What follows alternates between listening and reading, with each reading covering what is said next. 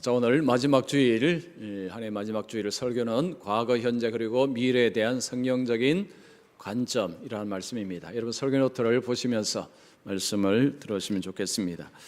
자, 한 해를 이제 마감하는 이틀 남았습니다. 자, 이틀을 보면 2019년이 우리에게 다가옵니다. 여러분 2018년을 돌아보실 때 잘 사셨다고 생각하십니까? 아니면 아쉬움이 좀 많으십니까?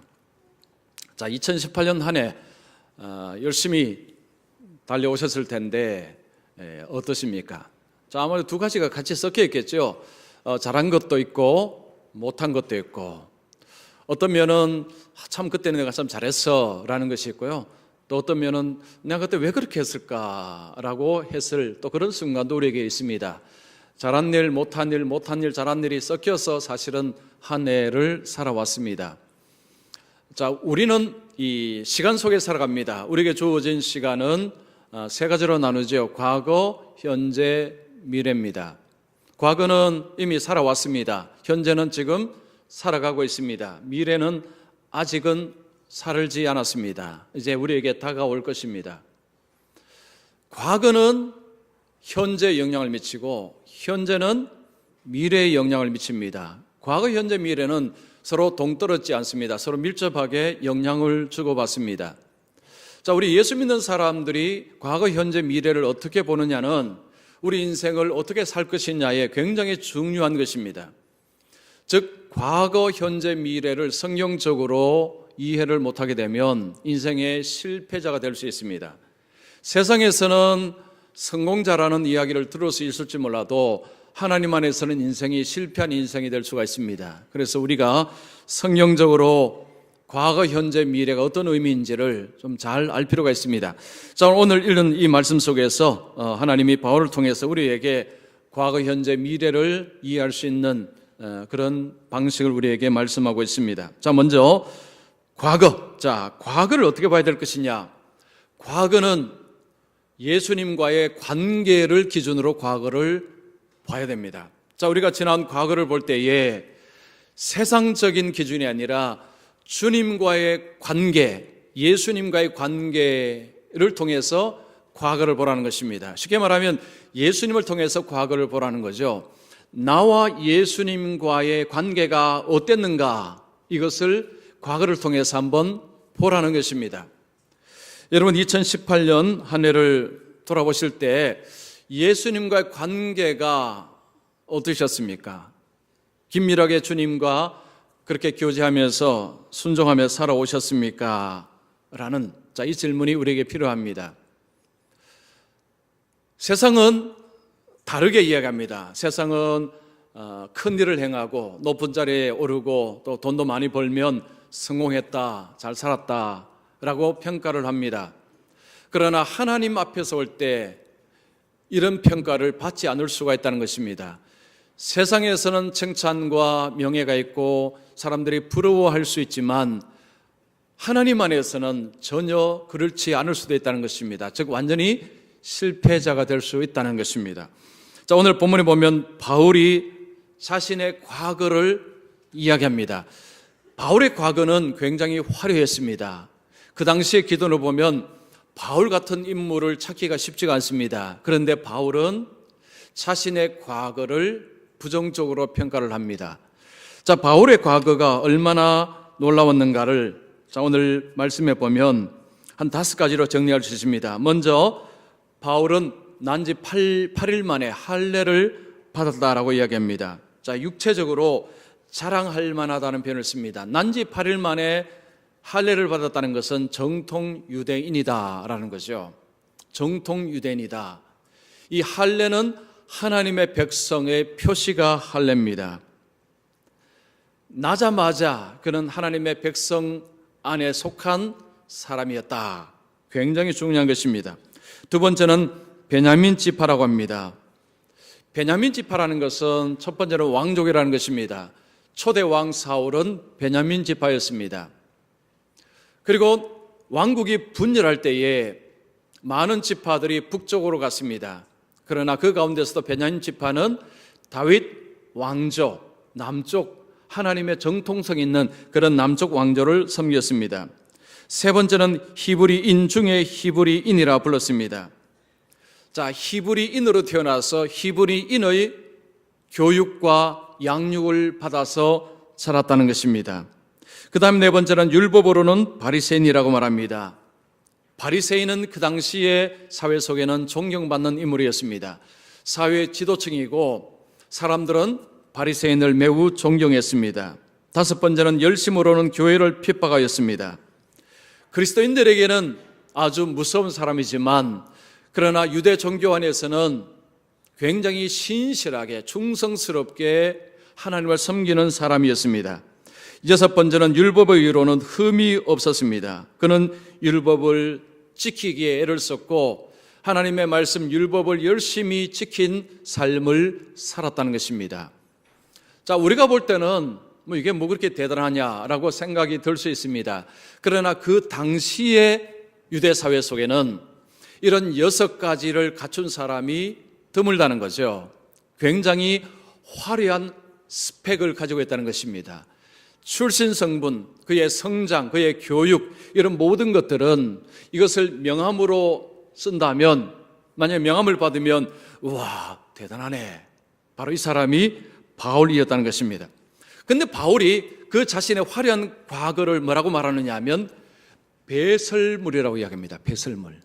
여러분 배설물이 뭐죠? 음식을 먹고 소화되고 나온 더러운 찌꺼기. 이게 바로 배설물입니다. 바울은 자신의 그 화려한 과거, 사람들에게 자랑할 만한 그런 육체의 것들, 이런 것들은 배설물과 같다. 별로 가치가 없다는 이야기를 합니다. 그러면서 그는 7절에 보면 이렇게 말합니다. 무엇이든지 내게 유익하던 것을 내가 그리스도를 위하여 다 해로 여길 뿐더러. 그는 배설물이라 이야기하고 다 해라는 표현을 씁니다. 여기 7절에서 유익이라는 단어하고 해라는 단어는 상업적인 단어입니다. 유익이라는 단어는 손익이고 해는 손의 손실을 말합니다. 바울은 자신의 과거의 삶이 화려했는데 그때는 손익인 줄 알았습니다. 손익, 유익인 줄 알았습니다. 그러나 알고 보니까 손실이었다는 것입니다. 손익이었는 줄 알았는데 손익인 줄 알았는데 알고 보니까 손실이었다라는 그런 고백을 합니다. 자, 바울이 왜 그러면 자신에게 화려한 과거를 손실이라고 말하느냐? 왜 배설물이라고 말하느냐? 예수 그리스도를 아는 것을 방해했기 때문입니다. 여러분 8절 9절 보십시오. 또한 모든 것을 해로 여김은 내 주 예수 그리스도를 아는 지식이 가장 고상하기 때문이라. 내가 그를 위하여 모든 것을 잃어버리고 배설물로 여김은 그리스도를 얻고 그 안에서 발견되려 함이니. 바울이 예수님을 만나기 전과 만나기 후 결정적인 차이는 뭐냐 하니까 예수를 아는 것이 세상의 최고다. 이것이 달라진 것입니다.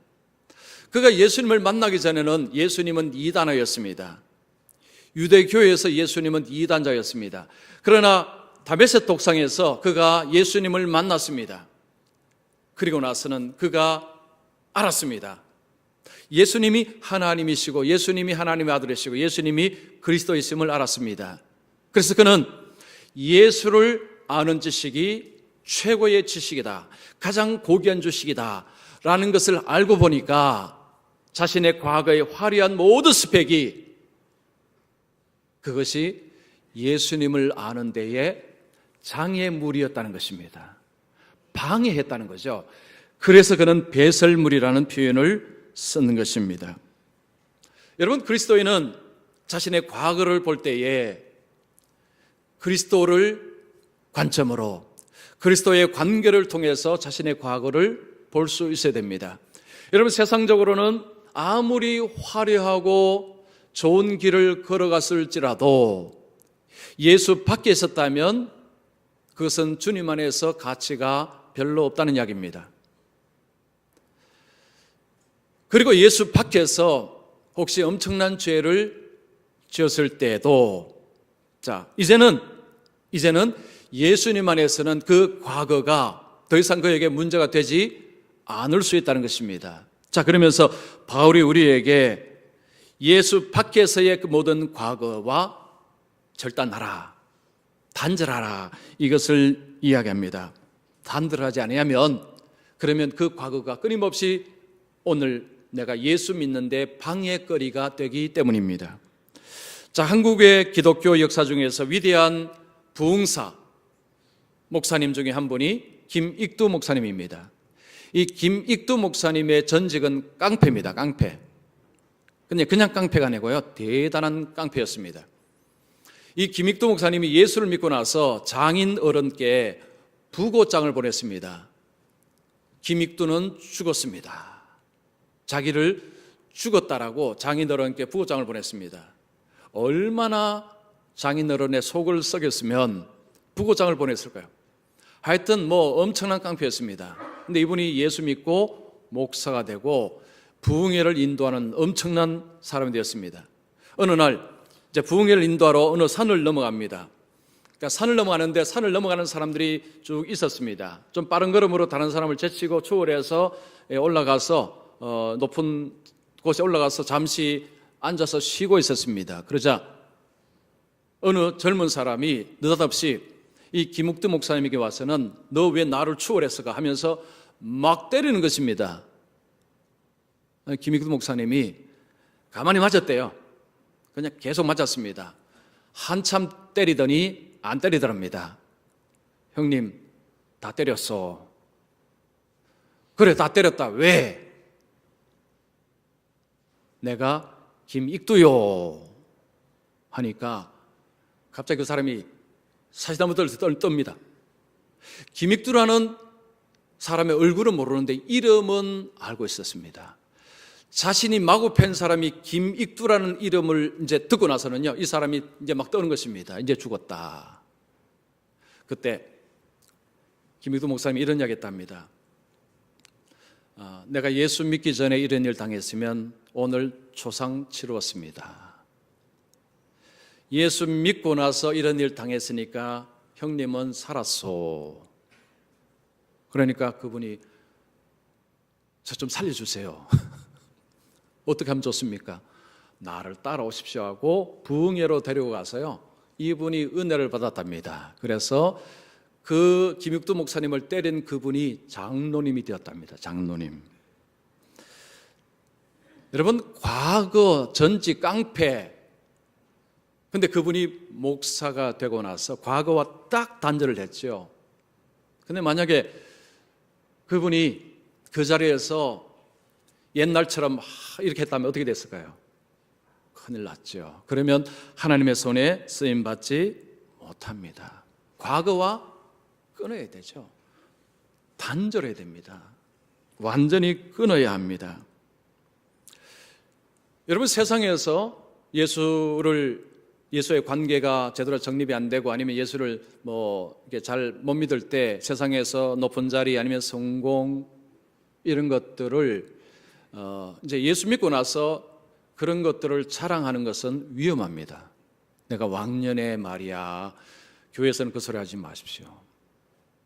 그게 뭐와 같으냐면요, 이스라엘 백성들이 출애굽을 해서 광야를 지나갈 때 애굽에서 좋은 것들 먹었는데 왜 이렇게 비참하냐, 이 이야기하고 똑같습니다.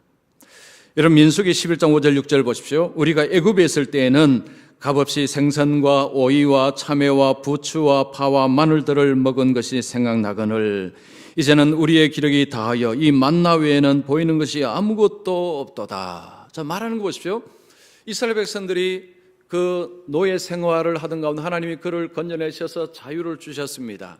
이제 적과 거리는 가나안 땅을 주시는데 광야로 걸어갑니다. 그들의 입에서 무슨 말이 나옵니까? 애굽에서 좋았는데, 애굽에서는 참외도 먹었고 파도 먹었고 배도 먹었고 귤도 먹었고 맛있는 것도 많이 먹었는데 지금은 만나밖에 없구나. 만나를 하찮게 표현한 것입니다. 현재 하나님께서 내게 주시는 은혜를 값싸게 만들어버리는 방법은 과거를 높이 시켜올리는 것입니다. 지금 하나님께서 내게 주신 은혜를 아무 가치 없는 것을 만들어내는 방식은요, 과거를 지켜올리면 됩니다. 내가 왕년에 말이야, 내가 옛날에 말이야 이렇게 잘 나갔는데, 여러분 그런 소리 하지 마십시오. 교회에서는 그런 소리 하지를 마십시오. 아무 의미 없습니다.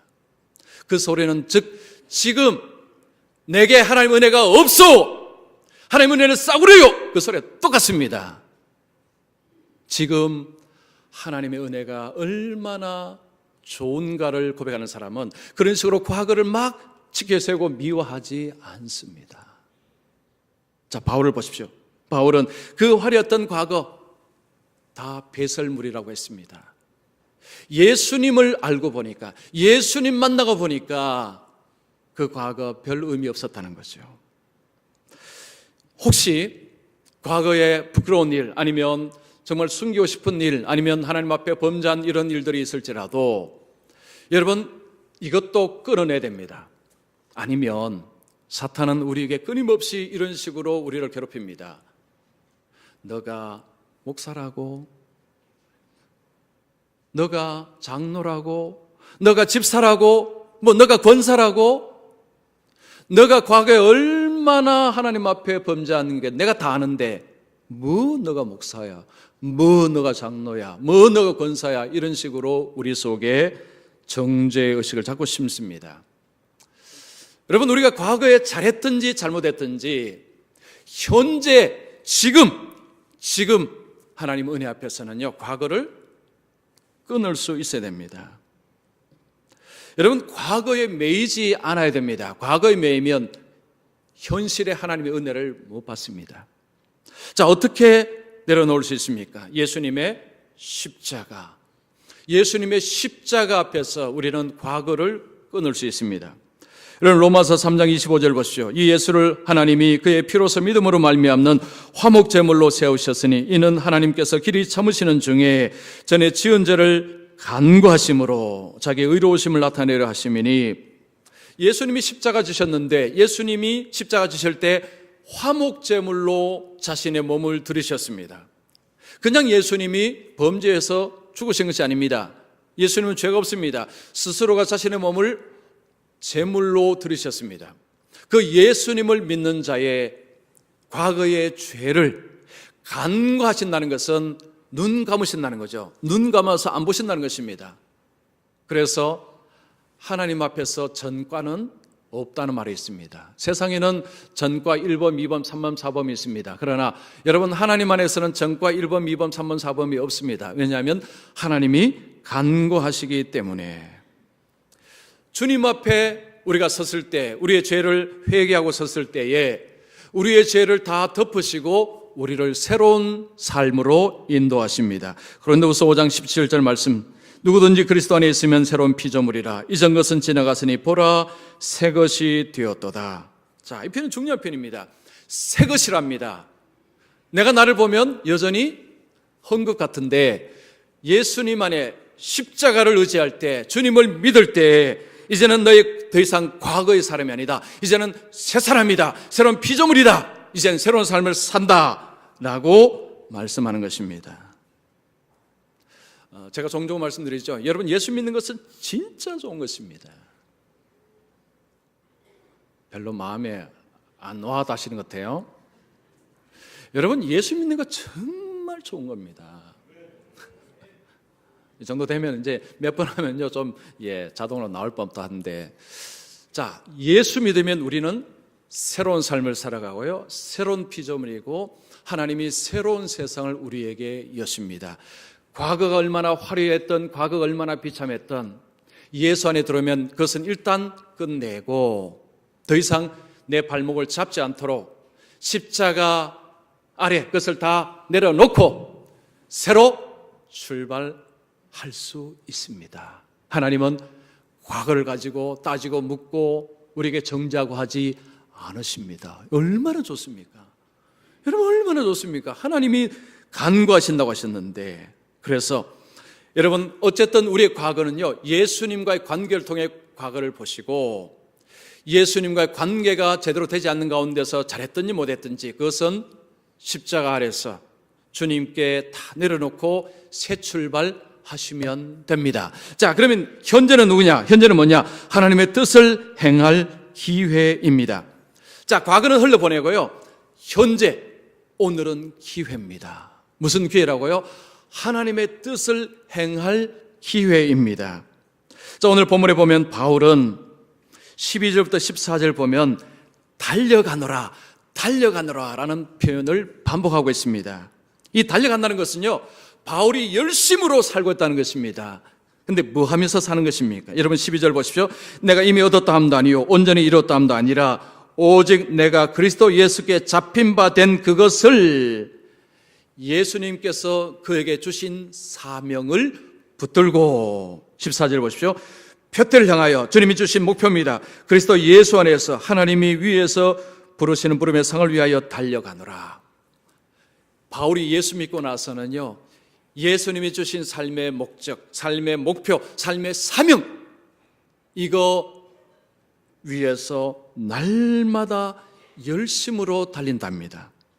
자, 골로새서 1장 29절 비슷한 말씀이 나옵니다. 나도 내 속에서 능력으로 역사하시는 이의 역사를 따라 힘을 다하여 수고하노라. 저는 이 표현을 참 좋아하고요. 그리고 제가 목회하는데 이 골로새서 1장 29절 말씀은 저에게 굉장한 자극이 됩니다. 좀 농땡이 부리고 싶을 때요, 좀 아무것도 안 하고 싶고 좀 뭐 이제는 뭐 교회 온 지도 오래됐고 이제는 좀 대충 하자라는 생각이 이렇게 딱 들어오잖아요. 그러면 골로새 1장 29절에 저를 꽝 때립니다. 뭔 소리? 바울이 힘을 다해서 수고를 했는데 바울하고 비교하면 비교도 안 되는 제가 지금 농땡이 부리겠다고, 놀겠다고, 이건 어불성설입니다. 그래서 저는 이 힘을 다하여 수고하느라가요, 제 목회에 굉장한 자극이 되고 있고 동기부여가 됩니다. 여러분, 현재는 하나님께서 우리에게 주신 기회요, 선물입니다. 고린도후서 6장 2절 보십시오. 보라, 지금은 은혜 받을 만한 때요, 보라, 지금은 구원의 날이로다. 보라, 지금은 은혜 구원의 날. 자, 지금 예배 시간입니다. 여러분, 지금 이 자리에 오셔서 마음문을 닫지 마시고 귀를 닫지 마세요. 스마트폰 보지 마세요. 딴 거 보지 마시고 은혜를 받으십시오. 하나님의 말씀을 받으십시오. 지금이 은혜의 시간입니다. 지금이 은혜를 받으실 때입니다. 여러분, 예수 믿는 사람은요, 과거에 무엇을 했느냐도 중요하지만 지금 무엇을 하고 있느냐가 더 중요합니다. 자, 오늘 16절 보시면 오직 우리가 어디까지 이르렀든지 그대로 행할 것이라. 우리가 지금까지 하나님의 뜻을 행하여 왔는데 계속해서 하나님의 뜻을 행할 것이라는 표현입니다. 자, 현재 지금 주어진 삶, 하나님의 뜻을 붙잡고 힘써서 열심으로 충실하게 살아가야 합니다. 제가 어떤 책을 보니까요, 현재라는 것이 얼마나 중요한지를 알 수 있는 방법 하나를 소개했습니다. 그 방법이 뭐냐면 현재를 빨리 돌려서 미래로 돌려보라는 거죠. 그래서 빨리 감기라는 것입니다. 빨리 감기해서 10년 후, 20년 후를 한번 생각해 보라는 것입니다. 지금 나의 생활 습관, 나의 행동을 가지고 빨리 감기를 해보라는 거죠. 그래서 10년 후 어떻게 될 것인가, 이걸 한번 생각해 보라는 것입니다. 여러분, 드라마나 스포츠 경기 이제 재방송 보실 때 답답하면 빨리 감기하죠. 저는 이 우리나라 뭐 이제 국가대표 다른 나라 축구를 새벽에 하면 어차피 못 보니까 재방송 보지 않습니까? 그러면 그거 다 안 봅니다. 골 넣는 그 장면으로 휙 돌려서 봅니다. 빨리 감기하는 거죠. 자, 지금 내가 살고 있는 이 삶을 빨리 감기로 돌려볼 때 어떤 일이 벌어질 것인가? 뭐 예를 들면 만약 어떤 사람이 담배를 열심히 피웁니다. 자, 그분 지금 열심히 담배를 좋아해서 피우는데 여러분 10년 후로 한번 빨리 감기를 해볼까요? 10년 후 폐가 어떻게 돼 있을까요? 아니면 좀 더 한 20년을 한번 가보겠습니다. 만약에 한 40이라면 한 60으로 가보겠습니다. 아마도 병원에 누워 계실 가능성이 있습니다. 자녀가 결혼하는데 결혼식에 못 들어가실 수도 있습니다. 손주를 봤는데 손주를 못 볼 수도 있습니다. 이게 그 사람의 빨리 감기하는 미래입니다. 여러분, 현재 지금 내가 살아가는 삶의 패턴, 방식, 습관을 가지고 빨리 돌리게 해보십시오. 10년 후, 20년을 한번 돌려보십시오. 어떻게 될 것 같습니까? 저는 원래 제가 감사한 것 중에 하나가요, 운동을 한 것입니다. 제가 설 지나서부터 운동을 했는데 지금 한 10개월 됐습니다. 이제는 완전히 습관화가 되었습니다. 그전에는 제가 숨쉬기 운동만 했습니다. 숨쉬기. 다른 운동을 거의 안 했습니다. 제가 미국에 있을 때는요, 골프도 치고요, 축구도 하고 테니스도 하고 다 했습니다. 골프채는 지금 저희 집에 우리 미국에서 올 때처럼 딱 묶여서 그대로 했습니다. 골프채는 꺼낸 적이 없습니다. 여기서 축구도 할 수가 없죠. 운동을 안 하고 숨쉬기만 하고 살았습니다. 2009년에 제가 서울대 입구역에 있는 그 헬스장에 3개월치를 한번 끊었는데요. 자, 한 달 다니고 2달은 못 갔습니다. 뭐니까 이게 쉽지 않았습니다. 제가 지금 나이가 40대도 아니고 50대입니다. 하루의 생활이 어떠냐면요, 주로 앉아 있습니다. 새벽 기도 마치면 그때부터 가서 앉아 있고, 잠시 집에 가서 밥 먹고, 그 다음에 계속 앉아 있습니다. 앉아 있죠, 책 보죠, 그리고 설교 준비하죠. 그러니까 뇌를 쓰면 배가 빨리 고파집니다. 뇌가 에너지를 많이 씁니다. 그러면 옆에 뭘 먹느냐? 떡과 빵을 갖다 놓고 먹습니다. 자, 제가 질문을 할게요. 50대가 운동 안 하고 앉아서 한 몇 시간 앉았느냐? 한 10시간, 12시간 앉아 있습니다. 자, 10시간 앉아 있는데 옆에 빵과 떡을 먹으면서 하루에 10시간 앉아 있습니다. 빨리 감게 해보겠습니다. 10년 후 어떤 일이 벌어졌을까요? 10년 후 여러분, 앉아 있는 것 성인병을 부르는 지름길이라는 거 요즘 많이 이야기하죠. 제가 신문을 계속 봤는데도 계속 앉아 있었습니다. 그 상황에서 빵과 떡을 열심히 먹고 운동 안 하고 숨쉬기만 하고 나이는 50대가 넘었죠. 그러면 10년 후 되면 제가 이 자리에 설교 못할 가능성이 있습니다. 충분합니다. 여러 가지 이런저런 병에 아마 시달릴 가능성이 많습니다. 제가 2월 달에 설 전입니다. 설 전에 어떤 책을 읽고 나서 정신이 바짝 들었습니다. 이러다가 쓰러질 수 있겠구나.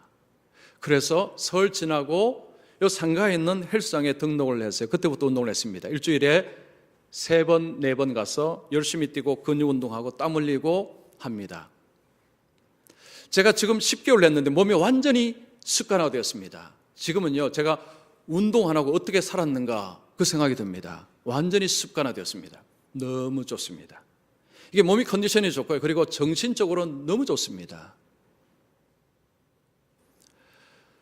우리가 현재 주어진 시간, 이거 정말 중요합니다.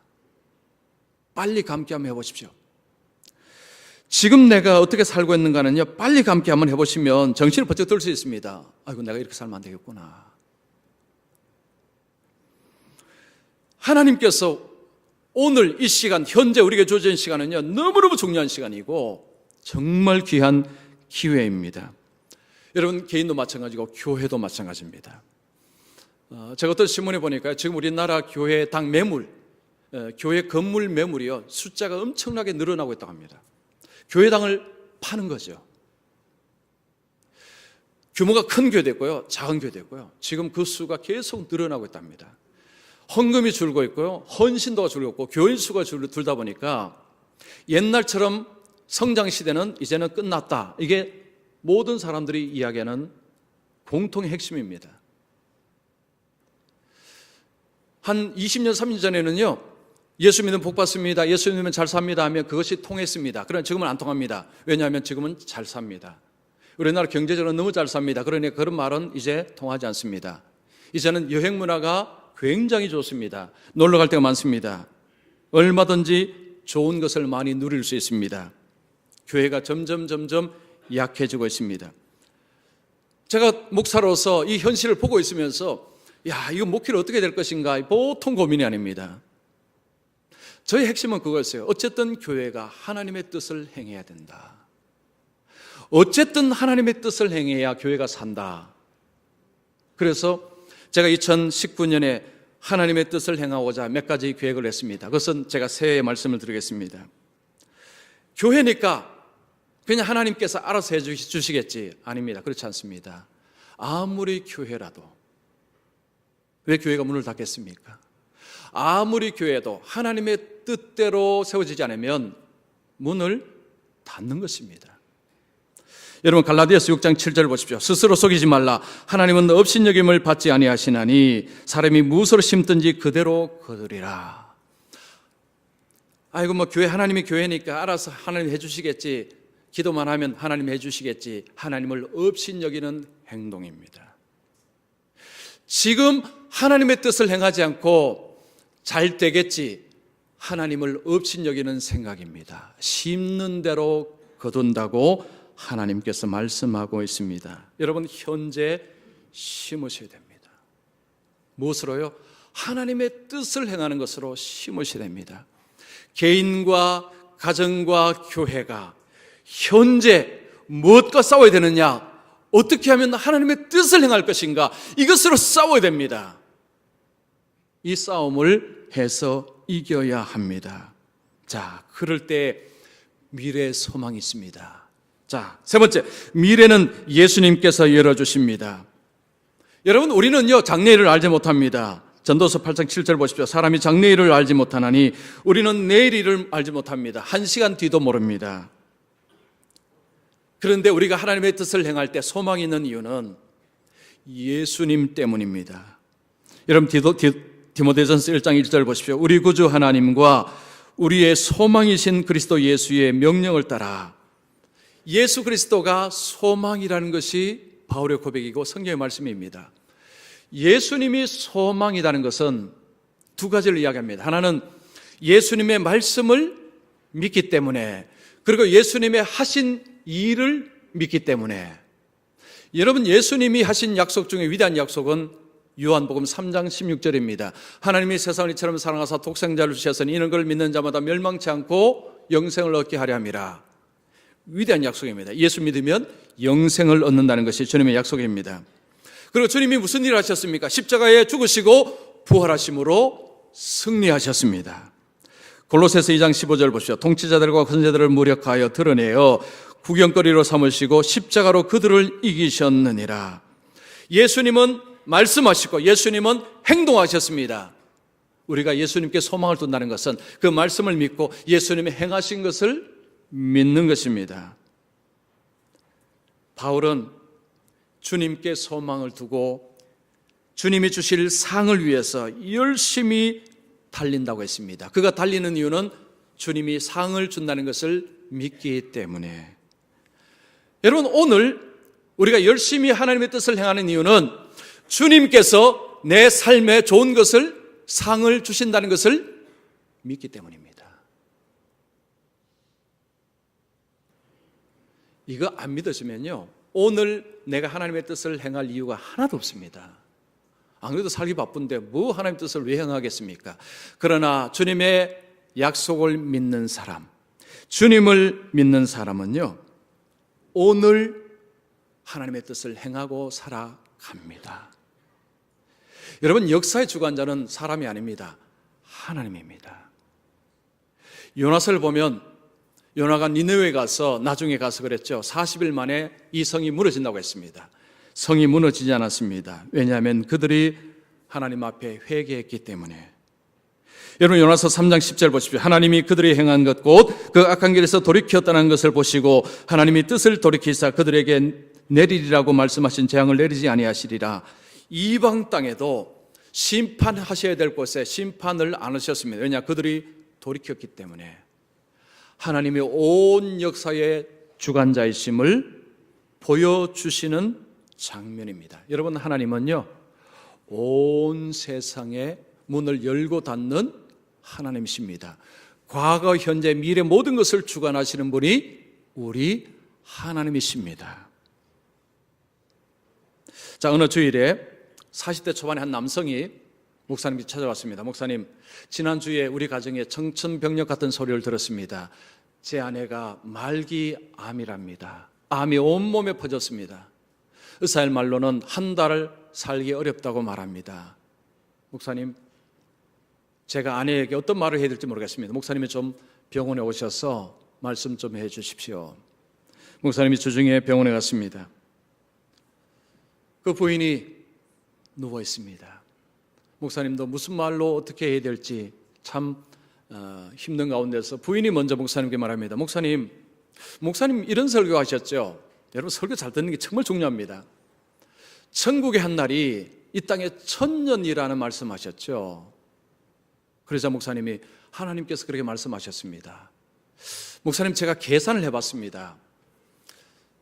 이 땅에서 1000년이 천국에서 한 날이면 이 땅에서 40년이 천국에서 1시간으로 계산이 나옵니다.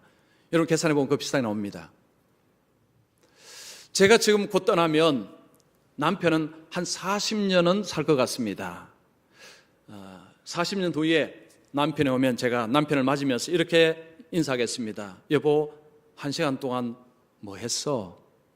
참 반가워 인사를 할 것입니다.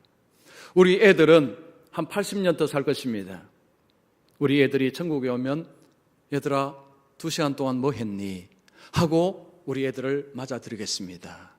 부인이 2주 후에 하나님의 품에 안겼습니다. 하나님의 품에 안기기 전에 남편에게 이렇게 인사했다고 합니다. 여보, 1시간 뒤에 봐요. 1시간 뒤에 보자고 인사하고 부인은 떠났습니다. 여러분, 부인이 뭘 믿은 것입니까? 주님의 말씀을 믿은 것입니다. 그 죽음의 순간에 절망의 순간 아닙니까? 이제는 내 인생 끝났다. 절망하고 울부짖고 분노하고 많은 사람들이 그렇게 합니다. 그러나 이 부인은 여보, 1시간 뒤에 봅시다. 믿음이 대단한 것입니다. 여러분, 주님을 믿는다는 건요, 대단한 것입니다. 예수 믿는 것은 정말 놀라운 것입니다. 그 순간에, 그 절망의 순간에 여보, 1시간 뒤에 봅시다. 애들 향해서 얘들아 2시간 뒤에 보자. 소망이 얼마나 중요한지 모릅니다. 주님께 소망을 두고 산다는 것은요, 삶을 기적으로 사는 것입니다.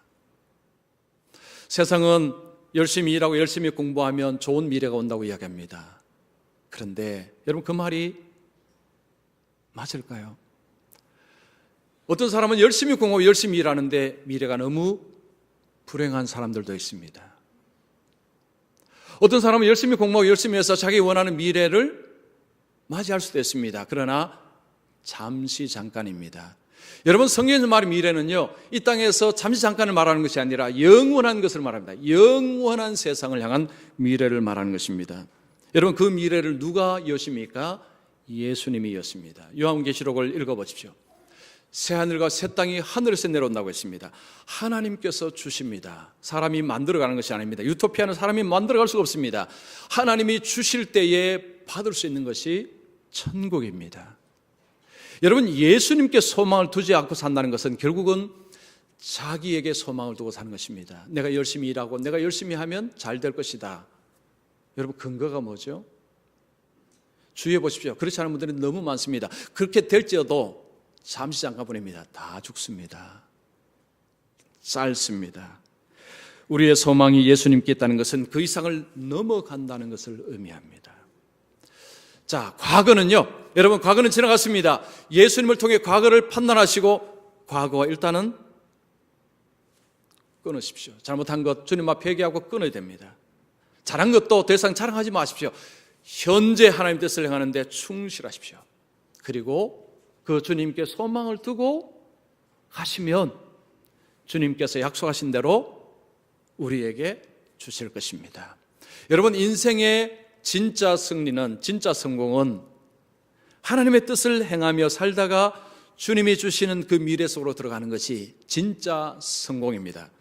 세상에 아무리 화려하고 아무리 많은 것을 가져도요, 자기가 원하는 삶을 살다가 미래가 비참할 때 실패한 것입니다.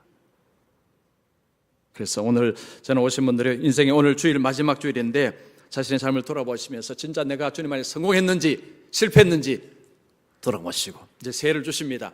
새해는 소망을 가지시고 주님께 소망을 두고 그렇게 나가심으로 주님과 함께 열어가시는 그런 2019년이 되었으면 좋겠습니다. 우리 함께 기도하겠습니다.